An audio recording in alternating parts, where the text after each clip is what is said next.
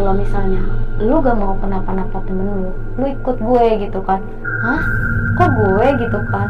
Karena lu yang lebih peka. Nah emang sama gue apa? Dari semenjak perjalanan gue tetap baca doa ini. Teman-teman semua wajib disimak nih videonya sampai habis, karena Agis ini akan menceritakan sebab dan akibat kenapa bisa terjadi kayak gitu. Mau gak mau, suka gak suka, bahwa hal gaib itu ada di sekitar kita.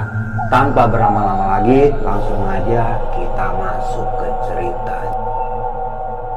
Masa lu gak tahu sama gue gitu kan? Siapa gitu? Gue gak tahu sama lu. Gue katanya yang suka mimpin lu. Hah? Maksudnya gue bilang gitu kan, kayak bener-bener komunikasi gitu kan. Terus kata dia, gue Irma katanya gitu.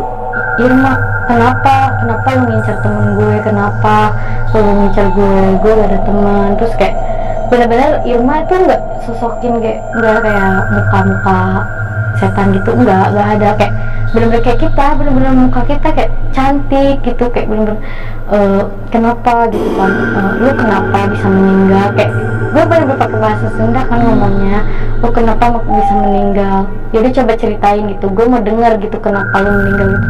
Terus abis itu dia ngomong katanya, gue punya pacar, terus jadi sama pacarnya itu ngelakuin hubungan zina gitu. Abis itu dia hamil, terus si pacarnya itu gak mau tanggung jawab. Abis itu dia ke Ciremai nekat sendiri gitu kan, buat kayak ngilangin stres gitu. Tahunya Irma di pos 2 katanya dibawa sama genderuwo, dinikahin, dan jasadnya ketemu sampai sekarang. Namanya kan sesama perempuan ya bang, kayak ngerasain gitu yang Irma rasain. Kalau gue di posisi Irma juga kayak kalau pikirannya kayak dangkal kayak gitu, kayak bener pasti kayak bakal ngelakuin hal yang sama. Dia juga katanya gak berani ngomong sama orang tua karena takut dia dianggap gitu. Dia juga niatnya juga nggak pengen ngakhiri hidupnya, karena lagi apes juga dia ke situ ketemu genderuwo. Gak tahu kenapa alasannya ketemu sama genderuwo, mungkin genderuwonya suka sama dia. Di situ dia dinikahin sama genderuwo, sampai sekarang jasadnya katanya gak ketemu. Tapi gue juga nggak terlalu percaya banget gitu, apa mungkin itu jin yang cuman kayak merubah kayak jadi cerita-cerita gitu kan, nggak tahu ya kan. Tapi kalau emang pun bener, kayak gue kayak pas denger cerita itu kayak ngerasa jadi sesama perempuan gitu, kayak kasihan banget gitu, padahal dia kan nggak salah juga gitu. Kenapa dia harus dia doang, kenapa cowoknya enggak gitu. Kayak pas dia ngomong gitu kayak ngerasa dia gak punya teman gitu, kayak pengen ngasih tahu gitu ke orang tuanya kalau dia tuh sebenarnya juga pengen pengen pulang, cuman nggak bisa pulang gitu, udah nggak bisa, harus di situ. Anaknya kan banyak juga ya, anak gaibnya di situ, anak dia dari genderuwo banyak juga yang jadi penghuni pos 2 gitu di situ. Terus tetep diajak komunikasi terus sama Irma, terus dia tetep gak mau gue kembali lagi gitu, kayak udah enak kata Irma bilangnya gitu kan. Terus gue di satu sisi gue dengar suara amang gue kayak panggil kayak ayo bangun gitu, jangan bikin khawatir gitu, harus pulang terus gitu kan. Terus gue bilang kayak bukannya gimana ya, kita kayak beda alam gitu, jadi nggak bisa gue maksain juga terus sama lu juga, lu nggak bisa gitu kan. Abis itu ya gue karena mungkin banyak yang baca sholawat di situ. Pos 3 kalau dihitung-hitung ada kali 30 orang yang bantuin, bener-bener bantuin.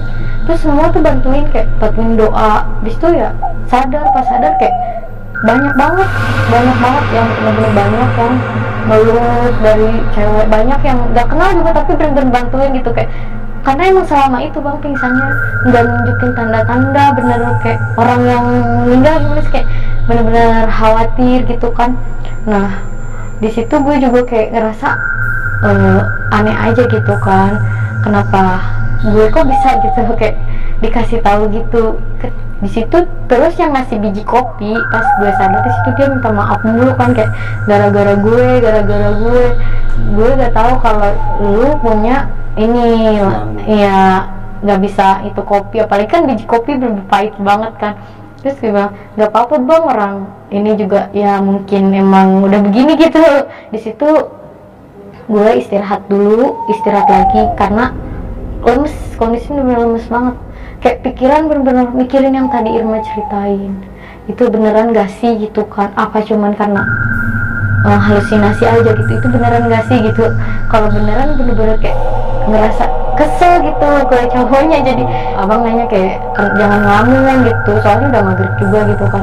Iya enggak gitu, kayaknya kan di situ kayak bang ayolah lanjut aja, gak enak nih udah mau malam, pos 4 kan masih jauh kan, pos 4 masih jauh kan. Terus kata dia tanggung maghrib dulu kali ya, ya udah deh maghrib dulu, nunggu azan selesai baru kita lanjut lagi. Ya udah deh, habis azan kita bareng tuh sama mereka yang istirahat di pos 3. Terus habis azan jalan lagi.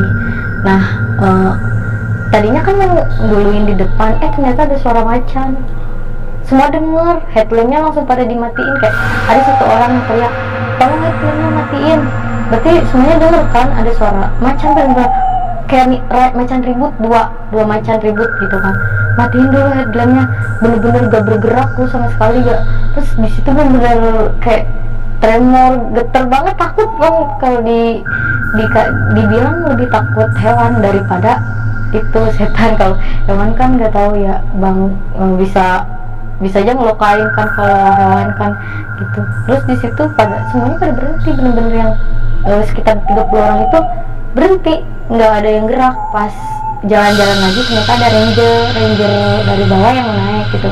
Terus rangernya kan jalan aja, kalau ranger kita bareng-bareng aja semua gitu kan, barengin aja, kalau mau break aja semua gak apa-apa, walaupun itu gak kenal sebenarnya, gak kenal sama sekali, itu kita bener-bener bareng.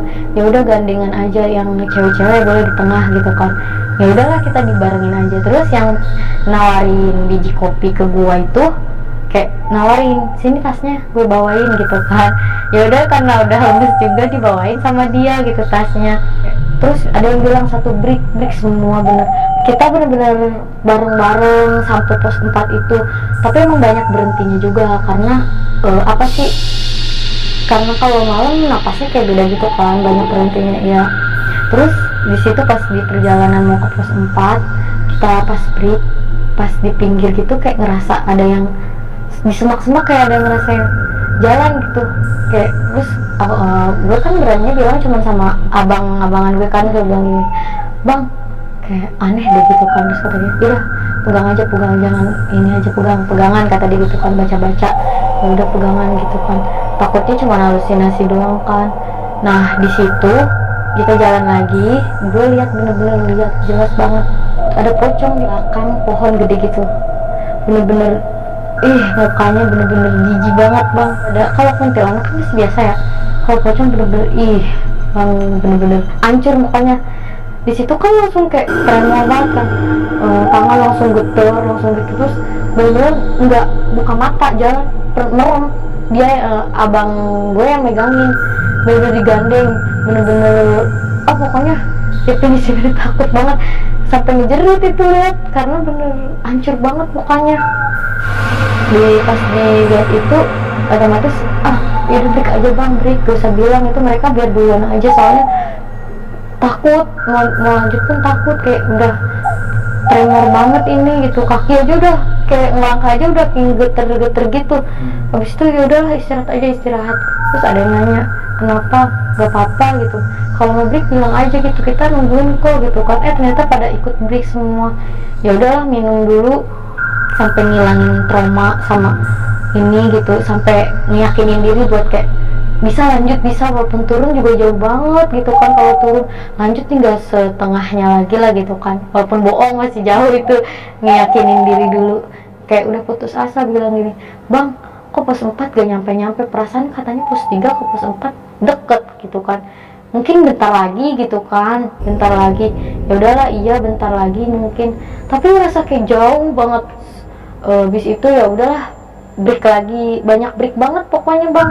Di situ baru tuh gue ketemu lagi sosok Irma itu. Gue tahu siapa yang head di rombongan gue di B gitu kan, head gitu. Dia head, katanya head di jalur gitu kan, ada informasinya juga gitu. Jadi kalaupun mungkin dia mau turun lagi juga mungkin nggak inilah, sayang mungkin ya udah malam juga, mau turun lagi juga jadi maksain naik gitu. Terus kalau head pertama kan kondisinya bener-bener gak enak lah, kayak sakit perut gitu kan, gak enak. Jadi yang di yang rombongan belakang lama, mungkin gara-gara itu juga. Tapi ya mau gimana lagi, kalau itu kan bawaan ya kan, gak bisa nyalahin juga. Nah abis ketemu sosok itu lagi, tapi dia bener-bener enggak nunjukin serem-serem, cuman kayak biasa aja gitu. Terus dia gini bilang kayak pengen kembang gitu. Hah?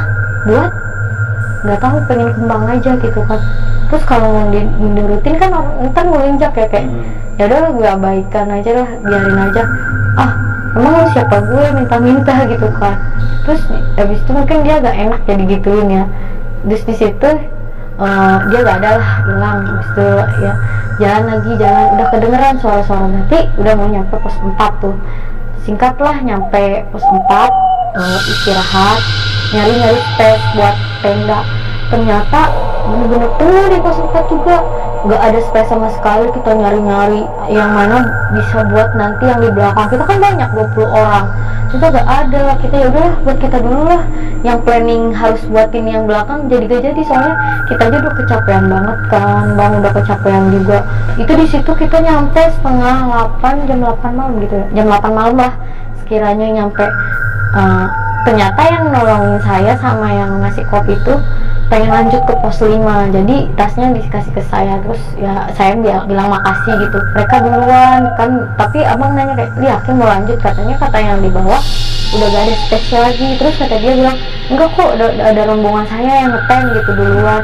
Oh kalau gitu mah enak, ya udah hati-hati ya bang gitu kan. Ya udah bilang gitu dong, mereka duluan lanjut, kalau kita mau dari sini. Karena dari bawah briefing kita bakal mungkin di pos 4, nanti kasihan kalau kita lanjut ke pos 5, kasihan yang di bawah nyari-nyari kita di pos 4. Ya udahlah, kita dapet space-nya yang satu space deket pohon gede banget tuh.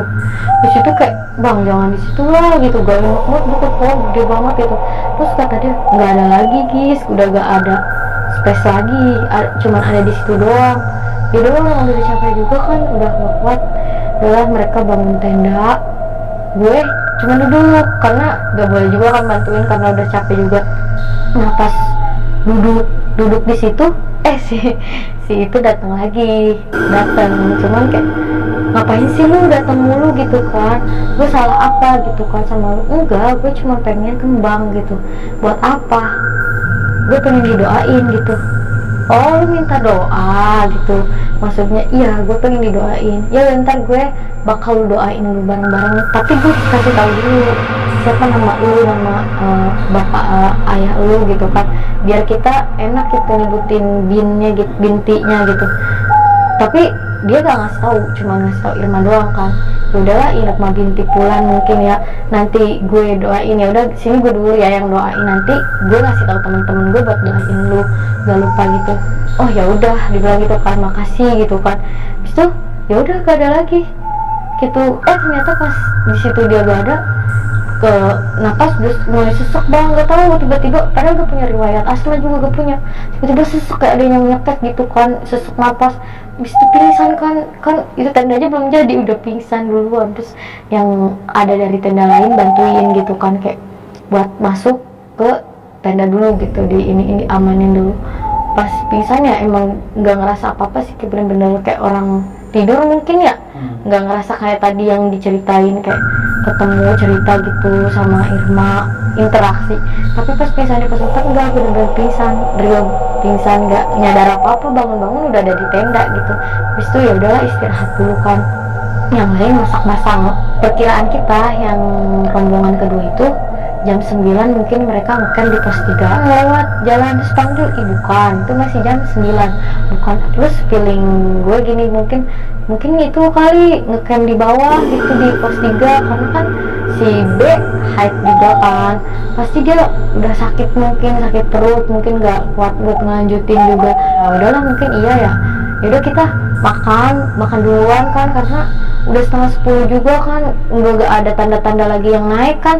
Jadi kayak, udah tidur aja kan ya gitu. Iya orang udah jam 10 gitu, ngapain juga kan. Tadinya ada yang mau ke bawah lagi, cuman kondisi udah kayak gak ada siapa-siapa gitu. Mau turun lagi, mau ngecek gitu, kasihan juga udah capek, kecapean juga. Ya udah kita mutusin buat tidur buat tidur. Nanti pagi kalaupun dia belum naik juga sampai jam 7-an, ada yang turun juga ke bawah buat ngecek kondisi gitu. Baru aja tidur beberapa menit, baru kali datang rombongan kita.